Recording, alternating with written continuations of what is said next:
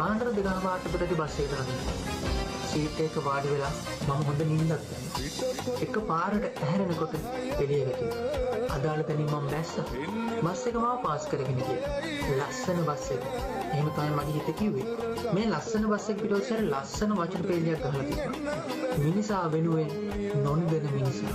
එහෙම තමයි බස් එකේ පිටෝසර ගහලා තිබුණේ. වාහනවල ඕනතරම් පද පෙළි ගහලා තියෙනවා. ඒත් මේක බොක්කටම වැදුනා. මම පැය 4-5ක් නිදාගෙන ආව දැනුනේවත් නෑ. ඒත් මේ බස් එක මෙච්චර දුර ගෙනාපු මිනිස්සයා කොච්චරනම් අමාරුවකින් දැත්තේ.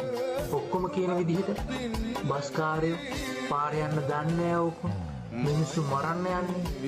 25000 දඩේ ගහපු එකමයි හොඳ. මාත් එහෙම කියපු අවස්ථා තිබුණා.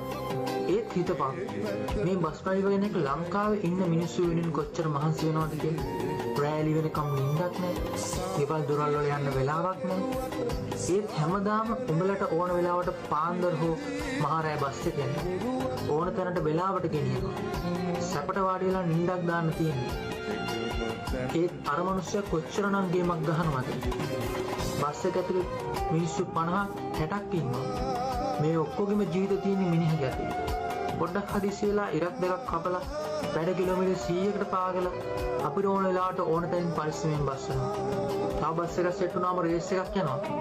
ඔව් ඒ පාඩුවට බස් දුවන්න බැරි නිසා. පාඩුවට දිව්වොත් දොරපවුලෙන් බඩගින්න කියලා උන් දන්නවා.